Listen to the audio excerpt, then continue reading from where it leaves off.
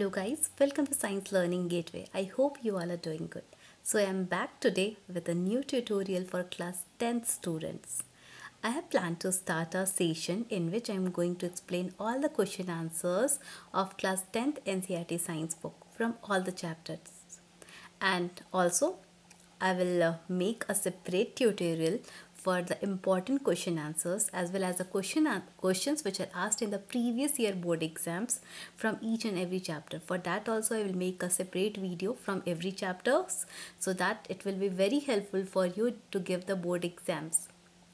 And students, if you want to prepare for board exams with me, then please click on the bell icon so that whenever I will be uploading a new video, you'll get the notification for that. So let's get started. So today we are going to start the question answers from the first chapter, that is chemical reactions and equation. This chapter is from chemistry, and as I am going to discuss the first chapter, chemical reaction equation, this is from science NCERT textbook, so it will be helpful for many of the students except CBSE board. For CBSE board this chapter is not coming in term 2 exam, but it will be helpful for the other state board students. So please go through the video, listen to it carefully, and after that also if you have any doubt, comment in the comment section. Definitely I will try to clear your doubt. And if you want to copy the question answers, then take a pen and your notebook and you can copy the answers with me.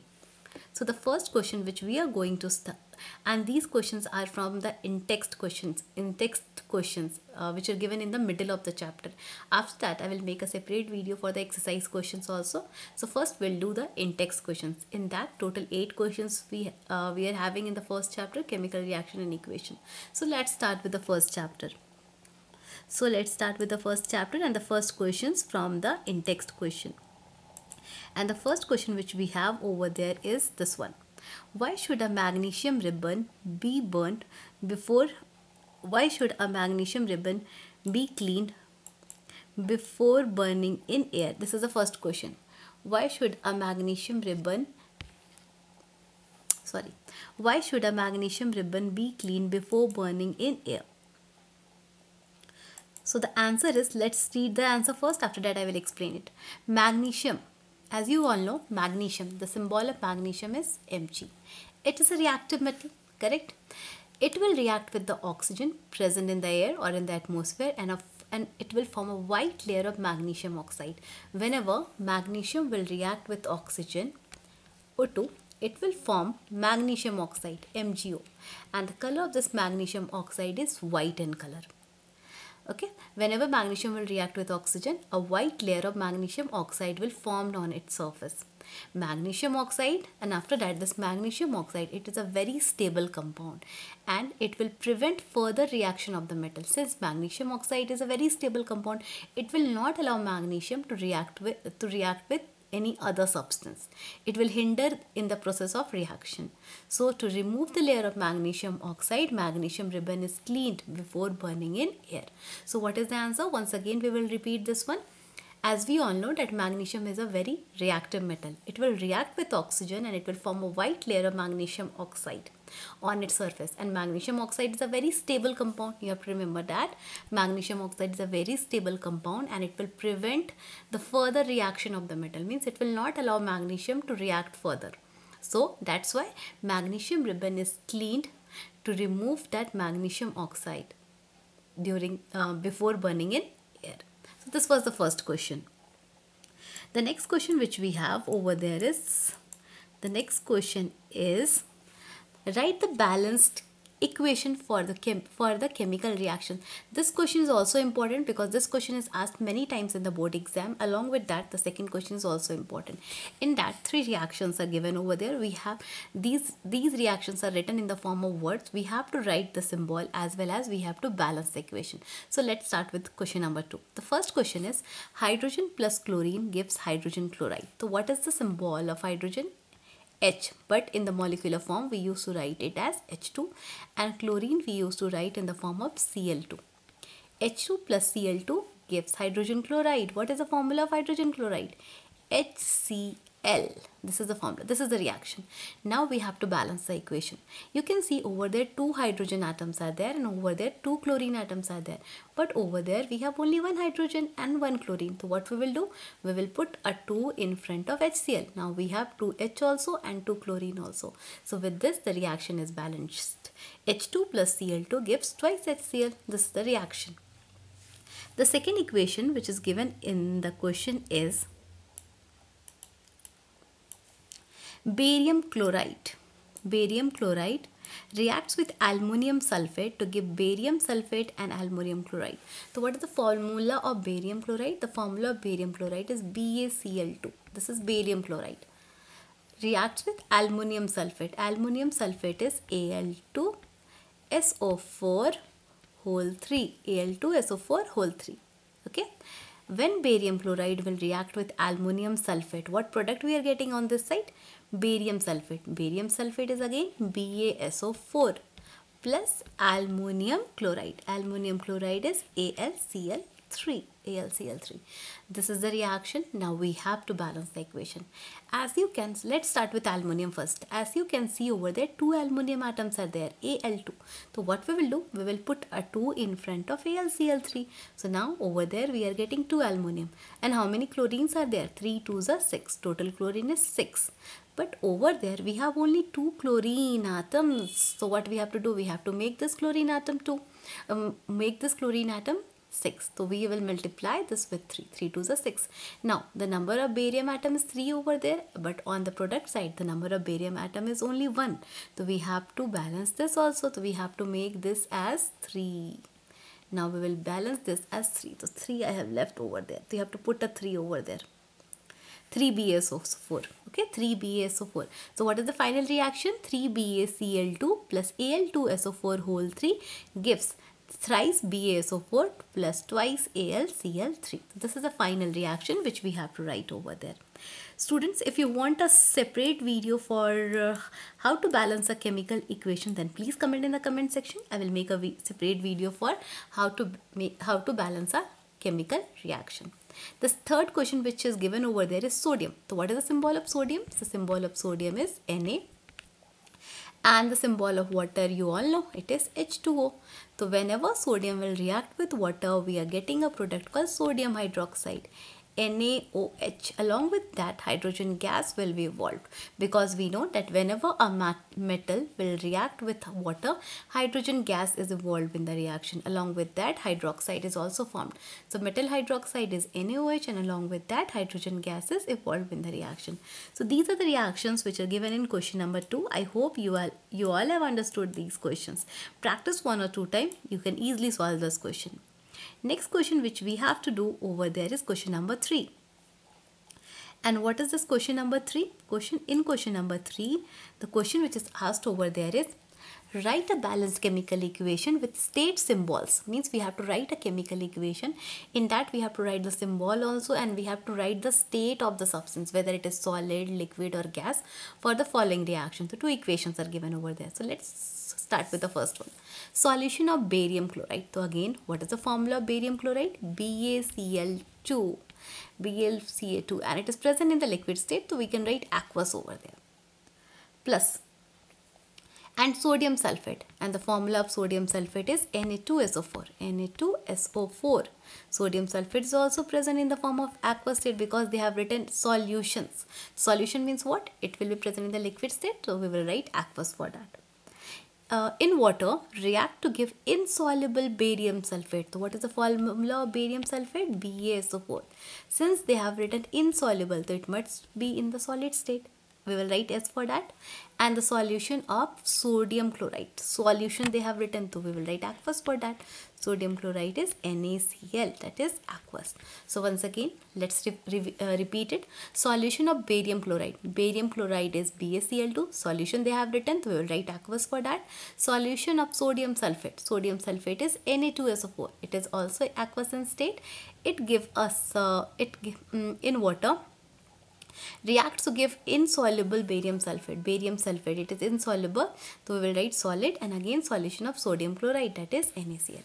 It is present in the aqueous state. So this is the final equation. BaCl2 plus Na2SO4 gives BaSO4 plus twice NaCl aqueous. Now the second question which is asked over there is sodium hydroxide solution. So what is the symbol of sodium hydroxide? NaOH. Solution they have written. So again aqueous. In water, react with hydrochloric acid. So what is the formula of hydrochloric acid? HCl.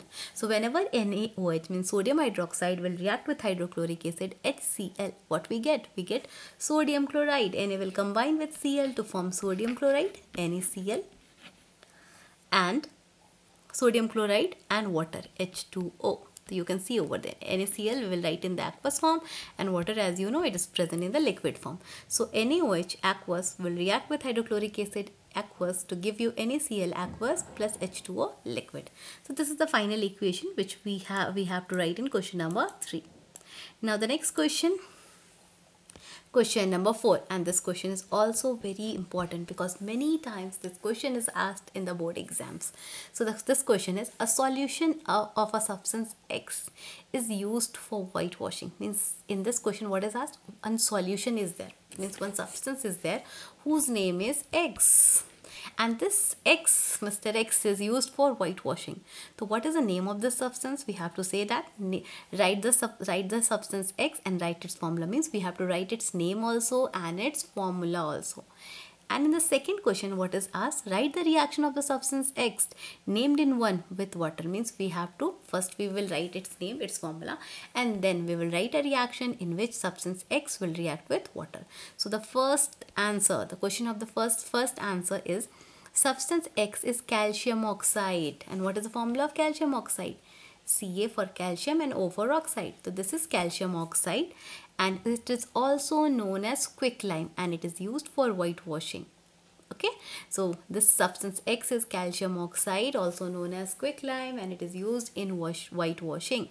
In the second part, what we have to do? We have to react the substance calcium oxide CaO with water H2O. So whenever calcium oxide will react with water H2O, it will form calcium hydroxide CaOH whole 2, also known as, it is also known as slaked lime. Common name is slaked lime and chemical name is calcium hydroxide. Remember the common chemical name of calcium oxide CaO. CaO is calcium oxide and its common name is quicklime. So don't get confused. Quicklime is calcium oxide CaO and slaked lime is calcium hydroxide CaOH whole 2. So once again we'll repeat this question. One substance is there called X. It is used for whitewashing. What is the name of that substance? That substance is calcium oxide CaO, also known as quicklime. And in the second part of the question we have to react the substance calcium oxide with water, and after that we are getting a substance called calcium hydroxide CaOH whole 2, and it is used for whitewashing. It is also known as slaked lime. Now the next question is question number 5. 1 minute. So in question number 5, what is given over there is, why is the amount of gas collected in one of the test tube in textbook activity number 1.7? In your textbook, one activity is given. Activity number 1.7, that is electrolysis of water, in which hydrogen gas and oxygen gas are deposited in cathode and anode. That activity. Okay. So what is the question? Why is the amount of gas collected in one of the test tube is double the amount of gas collected in other test tube? Means 2 test tubes are there over there. In one of the test tube, the gas collected is double in number from the other test tube. We have to write the name of that gas. So in activity number 1.7, what was that activity? Electrolysis of water. Means using electricity, we have the water is electrolyzed, means it breaks to give you hydrogen and oxygen gas. Water is electrolyzed, means using electricity it is broken to give you hydrogen gas at one of the electrode and oxygen gas at another electrode. Means H2O breaks to give you H2 plus O2. Oxygen is collected in one of the electrode and hydrogen is collected in one of the electrode. This is a reaction. Twice H2O gives twice H2 plus O2. This reaction is the balanced one. See, over there you can see 2 molecules of water, twice H2O, on electrolysis means after passing electricity give us 2 molecules of hydrogen and 1 molecule of oxygen. So which gas we are getting in double amount?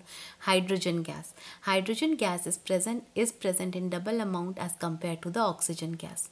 Okay, we are getting 2 molecules of hydrogen and only 1 molecule of oxygen gas. So this is the answer. The 2 molecules of water on electrolysis give 2 molecules of hydrogen gas and 1 molecule of 2 molecules of hydrogen gas and 1 molecule of oxygen gas. Or in other words, what we can say, that amount of hydrogen gas collected would be double than that of the oxygen gas. So which gas we are getting in double amount? Hydrogen gas, because on electrolyzing means after electrolysis of 2 molecules of water we are getting 2 molecules of hydrogen and only 1 molecule of oxygen. Okay, so this is the answer. Hydrogen gas is present in double amount as compared to oxygen. Now question number 6, it is also important, and this question is related to displacement reaction. In displacement reaction, what happens? The reactive metal displaces the more reactive metal will displace the less reactive metal from its salt solution. The same thing will happen in this question also. So what is the question? Why does the color of copper sulfate, what is the color of copper sulfate? CuSO4. The color of copper sulfate is blue in color. Blue in color. Okay. Change when an iron nail is dipped in it. Suppose in a beaker you have taken copper sulfate solution, CuSO4 solution. Its color was blue in color. Okay, when you have dipped one iron nail in that, what happens? After some time, the color of this copper sulfate, that is blue color, changes, means it fades, and another color will develop in that beaker. Why this is so? Because when iron will react with copper sulfate, when you are adding iron nail in copper sulfate solution, what happens? This iron, it is more reactive. It is more reactive than copper. Iron is more reactive than copper. So what iron will do? Iron will take the place of copper over there and it will form FeSO4. Means iron will displace copper from its salt solution and copper will come out from the reaction. It will come out from the reaction. So in this reaction, what happens? It is a displacement reaction in which iron will take the place of copper, as iron is more reactive than copper.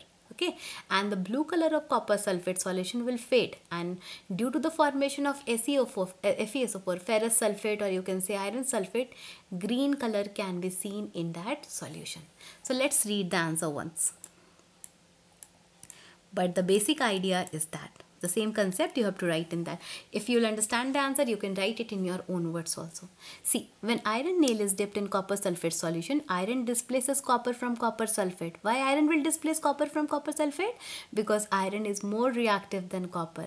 The blue color of copper sulfate solution fades due to the formation of light green solution of iron sulfate. What is the color of iron sulfate? Greenish in color, or you can write light color also. So this is the reaction which you have to mention in the question. Fe will react with CuSO4. It will displace copper, means it will take the place of copper and it will form FeSO4. And the name of the substance is iron sulfate, or you can write ferrous sulfate also. Color is greenish in color and this copper sulfate is blue in color. The blue color will change into green color because of the formation of ferrous sulfate. So this is the answer which you have to write in this question. Now the next question, question number 7. 2 more questions we have to discuss from in-text question answers. So next question is question number 7. Give an example of a double displacement reaction other than the one given in activity number 1.10. In activity number 1.10, one double displacement reaction is given. So what is double displacement reaction? That you should understand first. Suppose in general term, I will take a reaction AB plus CD gives AC plus BD. See what happens. In this, 2 substances I have taken, 2 compounds. A is one of the ion, B is one of the ion, C is one of the ion, D is one of the ion. In this reaction, double displacement is doing. Okay, A will take the place of D and it will combine with C to form AC. B will take the place of C over there and it will combine with D to form BD. Means double, 2 times displacement is going on over there. First of all, A is taking the place of D, and the second reaction B is taking the place of C, and they are forming different products. So it is called a double displacement reaction. So let's see what example I have given over there. Reaction between silver nitrate AgNO3, silver nitrate, this is silver nitrate is AgNO3, and sodium chloride NaCl. Over there also you can see four ions are there. Ag is one of the ion, NO3 is one of the ion, Na is one of the ion, and Cl is one of the ion. So what will happen? Ag will combine with chlorine. Silver will combine with chlorine to form AgCl. Silver chloride plus Na will combine with NO3 to form sodium nitrate, NO3. So two-time displacement is going on over there. Silver is taking the place of sodium and it is forming AgCl. And in this reaction, sodium is taking the place of silver and it is formed NaNO3. So this is an example of double displacement reaction. AgNO3 plus NaCl gives AgCl plus NaNO3.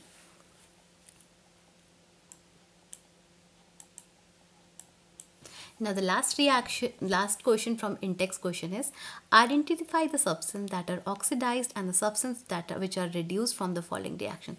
So which substance will be oxidized? Obviously the substance in which oxygen is added will be oxidized. For example, Mg plus O. It will form MgO. It will be oxidized. And which substance will be reduced? The substance from where oxygen is removed. From, suppose I will remove that oxygen from magnesium, so it will form Mg. So this magnesium is removed. Okay, so a substance in which oxygen is added is oxidized, and the substance from which oxygen is removed is reduced. Okay, so let's see the reaction. The first reaction, Na plus O2 gives Na2O. In this reaction you can see in sodium oxygen is added to form Na2O.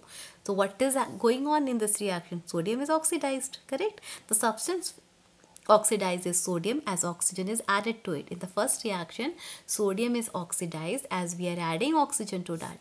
In the second reaction, what is happening? Copper oxide CuO plus H2 gives Cu plus H2O. From copper oxide, oxygen is removed. So what is happening in this reaction? Copper is reduced. Okay, copper is reduced and hydrogen is oxidized as oxygen is added to it. But in this hydrogen you can see oxygen is added to form H2O. So what is going on in this reaction? Hydrogen is oxidized and copper is reduced. So this is the concept. You can write any of the answer according to that. You have to only remember is that if oxygen is added, the substance will be oxidized, and if oxygen is removed, the substance will be reduced. So this was all about your this was all about the in-text question of chapter number 1, chemical reactions and equation.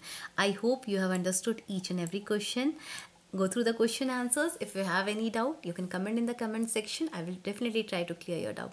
After that, I will be coming up with exercise question answers of the same chapter, chemical reactions and equation. So please wait for that.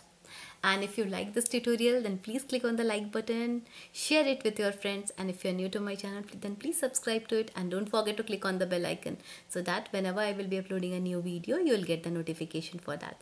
Thank you for watching.